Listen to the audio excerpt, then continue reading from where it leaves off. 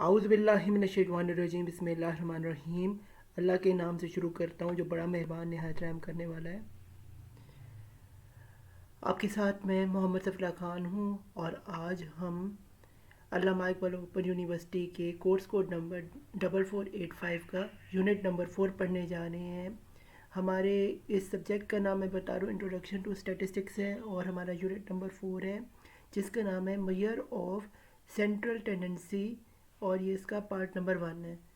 और ये हमारे जो स्टूडेंट्स हैं ये क्या BS इंग्लिश के हों, के उर्दू के हों, पाकिस्तान स्टडीज़ के हों, लाइब्रेरी LIS के हों या जेंडर स्टडीज़ के हों, सबके अंदर जो है ये कोर्स कोड 4485 है।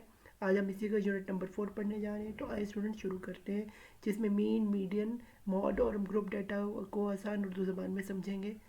तो सबसे पहले जी हम इंट्रोडक्शन देखते हैं। ये जी measure of central tendency is a summary statistic that represent the central point or typical value of a data set। यानी कि जो सेंट्रल टेंडेंसी है ये हमें समराइज बताती है, स्टेटिस्टिकल सेंटर पॉइंट बताती है जो भी ग्रुप वैल्यू किसी डाटा का होता है। आगे इसमें क्या है जी, these measures indicates where most values in a distribution fall and are also referred to as the central locate of a distribution। हम सेंट्रली ये देखेंगे कि किस तरह के जो हमारे नंबर्स हैं, जो फिगर्स हैं, वो किस जगह पे लोकेट होते हैं, यानी उसकी भी इसमें इंडिकेशन को मेजर करेंगे। आगे जी, the most important object of calculating an average or measure central tendency is to determine a single figure which may be used to represent a whole series involving magnitude of the same variable। हम इसमें ये भी देखेंगे कौन C central tendency जो है इसका कौन सी सीरीज से जो है इसकी मैग्नीट्यूड को भी हम मेजर करते हैं। तो ये इसका इंट्रोडक्शन तो स्टूडेंट्स आए। आगे देखते हैं जो ऑब्जेक्टिव्स इस चैप्टर के वो हैं जी, understand why the mean is the balance point in a distribution of scores. हम ये जानेंगे कि क्यों जो मीन है ये बैलेंस पॉइंट कहलाता है डिस्ट्रीब्यूशन स्कोर्स के अंदर। फिर understand the difference between statistics and parameters. हम अंडरस्टैंड करेंगे डिफरेंस करेंगे बिटवीन स्टैटिस्टिक्स एंड पैरामीटर्स। फिर है understand the strengths and weaknesses of mean, median and mode as measure of central tendency and when you might use one rather than other। हम कैसे जो है इसकी स्ट्रेंथ और वीकनेस को मेजर करेंगे मीन, मीडियन, मॉड की और सेंट्रल टेंडेंसी की, और कब एक को यूज़ करना है तो दूसरे को यूज़ नहीं करेंगे, ये भी हम इसमें सीखें। फिर understand when you might a particular measure of central tendency to distribute a set of data। हम डिस्ट्रीब्यूट कैसे सेट ऑफ डाटा करेंगे वो भी हम इसमें सेंट्रल टेंडेंसी का सीखेंगे। फिर understand why are these different formulas for calculating the median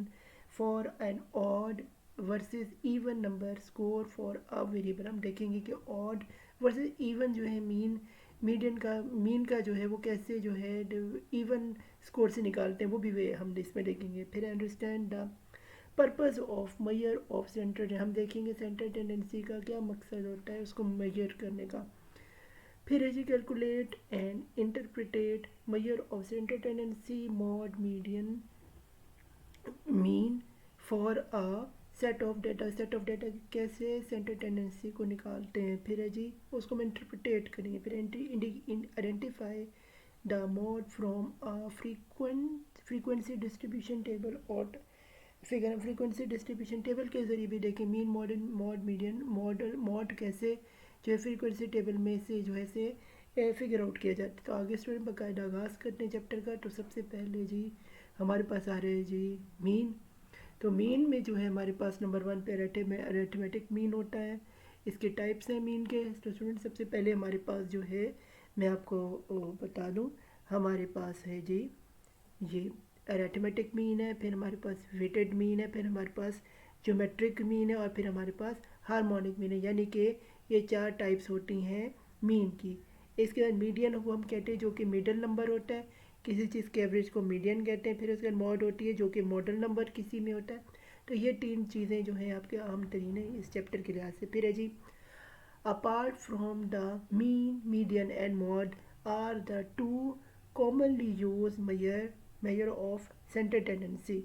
इनके अलावा भी इनके अलावा भी सेंटर टेंडेंसी को जो है मेजर किया जा सकता है। उसमें क्या है, the mean is mean in it is something referred to as a measure of location as it is tell us where the data are। ये जो मीडियन होता है इसे हम मेजर ऑफ लोकेशन से भी मेजर करते हैं और ये बताते हैं कि डाटा हमारा कहाँ पे लाई कर रहा है।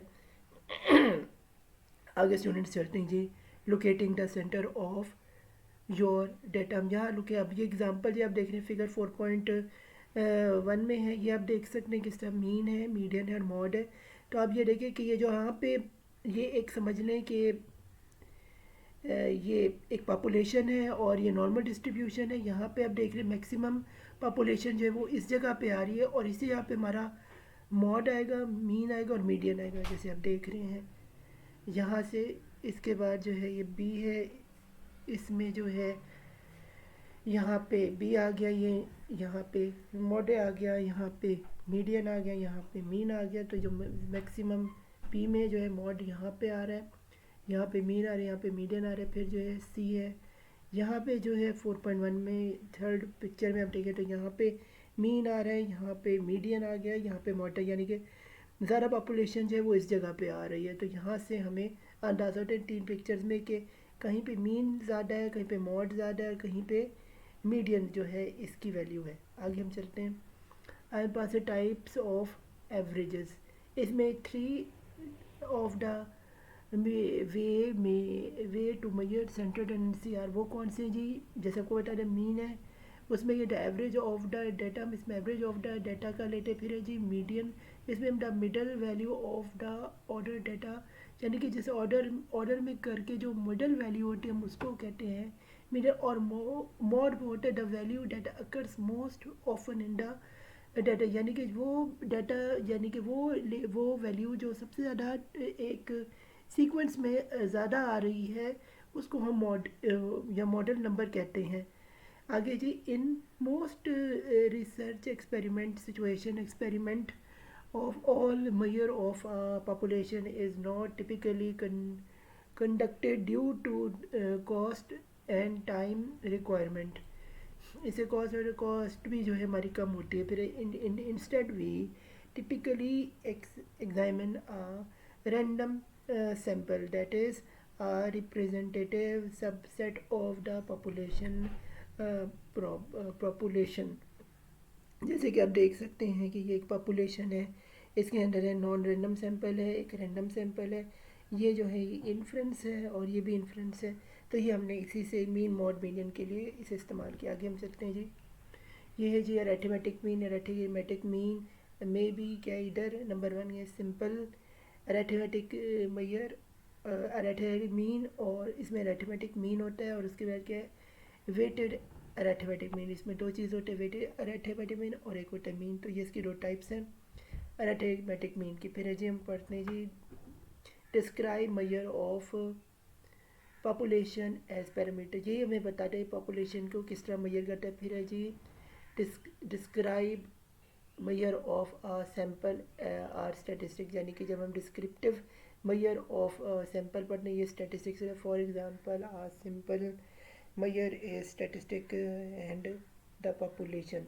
इसमें स्टैटिस्टिक होती है और पॉपुलेशन 2 चीज़ें कंसीडर स्टूडेंट्स करते हैं। मीन इज़ अ पैरामीटर, फिर है जी मीन जो है वो एक पैरामीटर। फिर the sample mean is usually denoted as x के ऊपर एक बार आ जाती है, तो इसे हम कहते हैं एक्स बार और इसको हम कहते हैं मीन। तो ये आप देख सकते हैं इधर स्टूडेंट ये एक मीन है, मीन का formula mean is equal to x bar, यानी कि इसका जो है नोटेशन है is equal to sum of the values, ये ऊपर आएगा, इसको डिवाइड आपने करना है द नंबर ऑफ वैल्यूज़, यानी नंबर कितने वैल्यूज़ की हैं। तो सम में क्या है, जैसे x1 प्लस x2 x3 इनको सम करना है, यानी plus xn divide by number कितने हैं उनको यहाँ पे करना है। यानी आप इसको आसान लफ्ज़ों में देखें तो सम यहाँ पे निशान आ गया और जितनी वैल्यूज़ हैं वो ऐड होंगी और डिवाइड बाय जितने नंबर्स हैं उनकी गिनती करके वो यहाँ पे डिवाइड होगा। तो हमारे पास उसका सॉल्व करेंगे तो मीन आ जाएगा। आगे स्टूडेंट्स हम देखते हैं मीन, जैसे आप इसकी एग्जांपल दे सीख सकते हैं। जैसे एग्जांपल 4.2 में आप एक ग्रुप डेटा नीचे देख रहे हैं जिसमें compute the mean for distribution given below. इसमें ये आप देख सकते हैं लेफ़्ट साइड पे, तो ये यहाँ पे वैल्यूज़ दी हुई है 20, 29, 30, 39, 44, और इस साइड पे फ्रीक्वेंसी दी हुई है 2, 4, 4, 3, 2।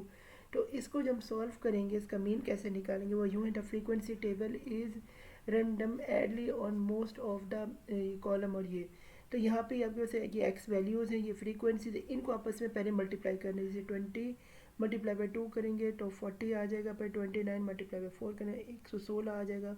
फिर हमारे पास 30 को मल्टीप्लाई करेंगे 4 से सॉरी, तो 120 आ जाएगा। फिर 39 को मल्टीप्लाई 3 से करें 117 आ जाएगा। फिर 44 को करेंगे 2 से 88। अब ये सारी जो फ्रीक्वेंसी है टोटल हमारे पास, अगर हम इन सब को ऐड करें नीचे तो हमारे पास 15 आते हैं। और अगर हम यहाँ पे इसको मल्टीप्लाई करके इन सब को यहाँ पे नीचे आप देख सकते हैं ऐड करें तो हमारे पास 481 आता है। अब ये जो मीन हमने इसका निकालना है, तो ये आपको जो ऊपर फार्मूला दिया था, ये एक्स लगा के सम लगा के F4 इन सब का और डिवाइडेड बाई टोटल फ्रीक्वेंसी, ये जो फ्रीक्वेंसी आपके सामने, तो ये 481 डिवाइड बाई 15 के, तो हमारे पास जो टोटल फ्रीक्वेंसी इसकी आती है वो हमारे पास आती है 32.07 यानी 32.1। तो ये हमारे पास क्या आ गया जी, मीन इस सब का। आगे स्टूडेंट्स हम चलते हैं, हम देखते हैं प्रॉपर्टीज़ ऑफ अरिथमेटिक मीन। ये है number the sum of deviation of the item from the arithmetic mean is always 0। यानी कि अगर हम सबका sum of deviation इसका निकालें तो ये हमेशा 0 ही आएगा। जैसे आप देखते हैं सम x माइनस ये क्या है मीन, तो ये इसका हमेशा 0 आएगा, तभी ये मीन कहलाता है। अगर ये नहीं आएगा इसका मतलब हमारे सॉल्व हमने गलत किए। फिर है द नंबर 2 पे the sum of the square deviation of the item from arithmetic mean is minimum, यानी कि मिनिमम इसकी वैल्यू नहीं, which is less than sum of the square deviation of the item from any other value, यानी कि other किसी value के इसकी जो है मिनिमम वैल्यू आनी चाहिए। फिर नंबर 3 पे if each item in the series is represent by the mean then the sum of these substituent will be equal to the sum of the individual item, यानी कि इंडिविजुअल आइटम से जो है ये कम कंसिडर होंगे। फिर to solve the different types of problems on average we need to follow the properties of the arithmetic mean. फिर है where we will learn about the properties of the proof that arithmetic mean showing the step by step experiments, यानी इसे experiment हमें step by step मिलते हैं। आगे जी arithmetic mean, इसमें जी merits and demerits of arithmetic. Merits और demerits students क्या होते हैं अरिथमेटिक मीन के, वो ये होते हैं मेरिट्स ऑफ अरिथमेटिक मीन। तो सबसे पहले है जी नंबर 1 पे it is simple to understand and easy to calculate, यानी कि आसानी से हम अरिथमेटिक मीन को अंडरस्टैंड कर सकते हैं, आसानी से इसको कैलकुलेट भी कर सकते हैं। फिर है नंबर 2 पे it is affected by the value of every item in the series। ये इसके अंदर सारे के सारे जितने भी नंबर होते हैं सब के सब इसके अंदर इफेक्ट होते हैं, किसी को हम इसमें इग्नोर नहीं करते। फिर है जी इट इज़ राइटली डिफाइंड, ये क्रिएट इसे हम समझ सकते हैं आसानी से। फिर it is capable of further algebraic treatment से हम समझ सकते हैं। फिर it is calculated value and not based on the position in the series, यानी कि ये कोई पोजीशनिंग नहीं इसकी करिए से आसानी से हम कैलकुलेट कर सकते हैं। आगे जी डीमेरिट्स क्या है जी इसके, वो है स्टूडेंट्स ये मीन के सॉरी इधर मीन के डीमेरिट्स क्या हैं जी, वो है जी it is affected by extreme items, यानी कि value small and value large, यानी कि इसमें किसी को भी एक्सट्रीम्स को जो है हम इसमें नहीं मद्देनजर रखते हैं बल्कि सबको नज़र रखते हैं। फिर जिसका डीमेरिट है it can hardly be located bye inspection, इसको हम लोकेट कर सकते हैं इंस्पेक्शन के ही ज़रिए, वरना इसको हम एकदम नहीं कर सकते, इसमें टाइम कंज्यूमिंग है। फिर it some cases arithmetic mean does not represent the actual items. For example, average patients admitted in a hospital is 10.7 per day, यानी 10.7 पर डे जो है ये हम तो नहीं हो सकता ना, ये इसमें मेरे एग्जैक्ट हमें नहीं पता चल सकता, 11 12 13 यानी कि एक फिगर नहीं मिलता एग्जैक्ट। तो फिर है arithmetic mean is not suitable in extreme asymmetric distribution के लिए ये सूटेबल नहीं है। आगे हम चलते हैं जी मीडियन की तरफ। अब मीडियन के स्टूडेंट जो मेरिट्स और डीमेरिट्स हैं वो ये हैं, they are easily to determine especially in case of the individual and discrete series में ये हमें मिल जाती है। फिर they do not need all the data represented to a series like a mathematical average जैसे हमें arithmetic mean, geometric mean और harmonic mean के लिए चाहिए होता है, इसलिए हमें इसमें उनकी ज़रूरत नहीं पड़ती। ये देखिए कि इसका एडवांटेज है। They can be directly determine in case of an open series without location, यानी कि ओपन सीरीज़ और विदाउट लोकेशन में हमें मिल जाता है that lower limits and lower class and upper limits and higher class. तो ये इसकी आसानी चीज़ है, क्योंकि हमें इसमें ज़्यादा एक एक नंबर को जो है नहीं लाना पड़ता, बल्कि बीच वाले नंबर को चुनना पड़ता है कि क्या है वो किसी भी रैंक पे हो। फिर they are useful in the computing of measure of distribution and skewness के अंदर भी ये हमें मिलता है। फिर they give an idea about the characteristic of the frequency distribution, whether a series is symmetric or asymmetric can be known by measure they distribute from the mean। ये इससे भी निकलता है। फिर they are not affected very much by extreme values of the series। फिर जी extreme values of the series भी इसमें नहीं होती। फिर they can be located both by geographical and tabular, graphical और tabular से भी हम इसे locate कर सकते हैं। फिर demerits of the median ये है, these averages are not easily understand by the common man। ये क्या है, ये आसानी से कॉमन मैन इसे नहीं समझ सकता, इसके डिमेरिट ये किसी आम आदमी नहीं समझ सकता। फिर the determine of their value in case of continuous series become conversion as is involve application of the formula of the interpolation। उसके बाद they are not based on all the observation of the series, they need to rearrange of the series and other and in given otherwise। उसके बाद ये they do not study the entire data, for example and studies only first यानी कि 25%, फिर के 50%, फिर के Q3 और फिर 75% ऑफ द डेटा भी इसमें मिलता है। फिर है जी they are not capable of further algebraic treatment except in the computation of quartile deviation and coefficient of the skewness। आगे चलते हैं जी, आगे हम पास आ रहे हैं जी मॉड। तो normally the mod is use for categorical data where we wish to know whether the mod common category is illustrative। यानी कि अगर मैं मॉड के बारे में बताऊँ तो आप ये देखिए, यहाँ कार है, यहाँ पे ट्रेन है, बस है और ट्रेन है। तो यहाँ पे देखें कि मैक्सिमम जो फ्रीक्वेंसी आ रही है यानी कि तकरीबन 13 आ रही है, वो इसी बस की आ रही है, बाकियों की इतनी नहीं आ रही। तो जो ये हमारे पास मॉडल होगा और इसी को हम मॉड कहते हैं। आगे जी हमारे पास है जी सिमेट्रिक डिस्ट्रीब्यूशंस। ये क्या है, when distribution is symmetric the model measure the model median and mean are in the middle of the distribution। the following graph shows the large retirement age data set with the distribution which is symmetric। the mod median and mean all equally मैयर, यानी कि equally इसको जो है मैयर किया जाता है। ये आप यहाँ नीचे एक एग्जांपल देख सकते हैं जहाँ पे एज ग्रुप का ये दिया हुआ है, ईयर दिया हुआ है 51 से 53, 54 से 50, 57 से 59, 60 से 62, 63 से 61, 66 और 68। तो ये क्या रिटायरमेंट एज है। तो मैक्सिमम जो रिटायरमेंट एज है लोगों की 57 से 59 पता चल रही है, यानी कि मॉडल इसमें 58 है, मीन भी 58 और मीन भी 58 है। तो ये जो है ये फ्रीक्वेंसी हमें जो है रिटायरमेंट की एज मिल रही है। तो ये जो है हमें, अगर आपको मैं फिर से बताऊं तो ये इक्वल जो है 58 ईयर्स में जो है लोग जो हैं ज़्यादातर रिटायर हो रहे हैं।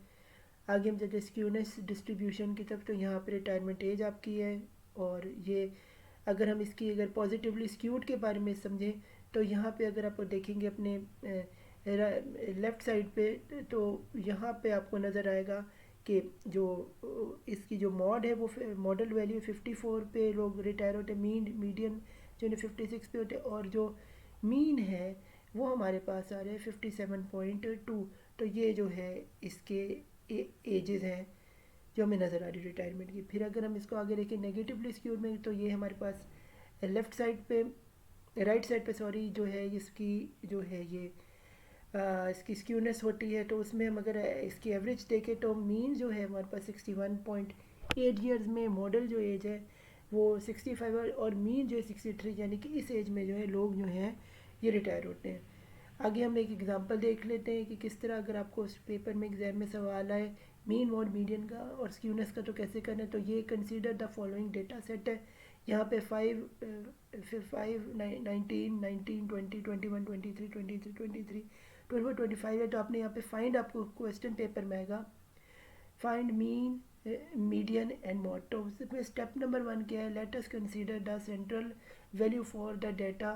तो आपने यहाँ पे अगर आप ये वैल्यू को मैं बताऊँ तो ये जितनी भी वैल्यू हो, अगर ये ऑर्डर में ना हो तो आपने पहले से यहाँ पे ऑर्डर में लिखना है। अब ये ऑर्डर में यहाँ लिख ली गई है। अब आपने क्या करना है, पहले हमने इसका मीन निकालना है, तो वही जो आपको फार्मूला बताया सबको आपने पहले ऐड करना है, और ये 10 वैल्यू से डिवाइड बाई आपने 10 करना है, यानी एन जो है 10 है।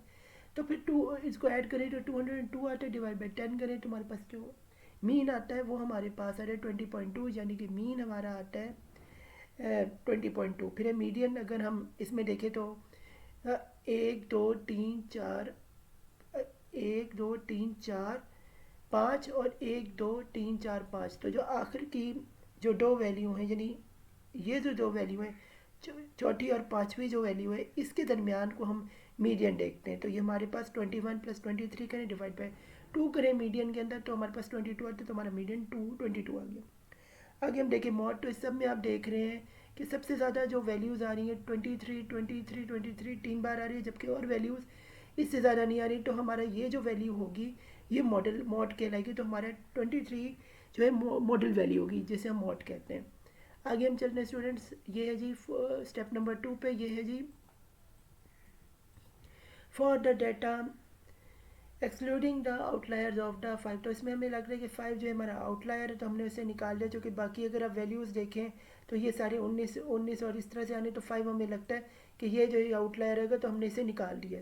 अब इसके बाद हमने जो है इसका मीन निकाला है, चूँकि हम इसमें सेंट्रल टेंडेंसी को देख रहे हैं। तो अब की बार जो इसका मीन निकलेगा वो 197 -9, चूँकि 10 जो आउटलायर था 5 नंबर वो हम निकाल चुके, इसी वजह से जो है ये एक नंबर कम हुआ है। अब की बार जो मीन आएगा वो हमारे पास 21.89 आएगा, मीन जो आएगा यानी 21.89, और मीडियन हमारे पास 23 आएगा, जो कि आउटलायर निकल चुका है। तो 23 हमारे पास मीन हो गया, और उसी तरह मॉडल नंबर जो कि सबसे ज़्यादा 23 आया है, तो हमारे पास मॉडल नंबर भी यही होगा। आगे हम देखते हैं जी for data including the outliers.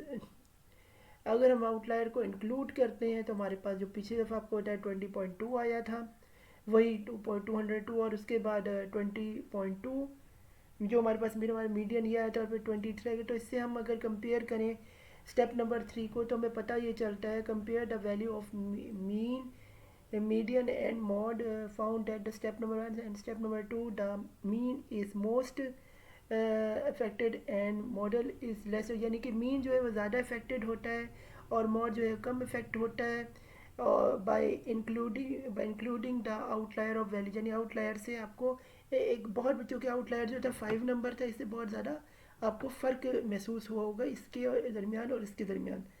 ये आप देख रहे 20.2 था, और ये है 21.2, जबकि वो जो मॉड जो मीडियन था वो हमारे पास जो था वो 22 था, और यहाँ पे जो था 23 था, जबकि जो मॉडल है वो हमारे पास 23 रहा है। तो ये जो है सबसे ज़्यादा मीन और मीडियन जो है, यानी कि जो मीन है ये सबसे ज़्यादा इफेक्ट, और उसके बाद मीडियन जो है लेस इफेक्ट रहेगा। तो ये या और मॉडल इफेक्ट नहीं रहेगा। तो ये पूरे का पूरा इसके बारे में मीन मीडियन मॉड का जो था ये पूरे का पूरा आपको आज समझा दिया गया। उम्मीद करता हूँ कि आपको चैप्टर समझ आया होगा। फ़ी अमानिल्लाह। आपका चैप्टर नंबर 4 आज एक्स्ट्रा टाइम पर ज़ीरो होता है। तो मेरे चैनल मोहम्मद सफरा खान को सब्सक्राइब करें, बेल आइकॉन का बटन ज़रूर प्रेस कर लें, ताकि जब भी मैं कोई लेटेस्ट वीडियो अपलोड करूँ तो फ़ौरन से आपको नोटिफिकेशन मिल जाए। फ़ी अमानिल्लाह, फिर मिलते हैं किसी नए वीडियो पे आपके साथ। अल्लाह हाफिज़। अल्लाह हम सबका हामी नासिर और good luck for the final exams.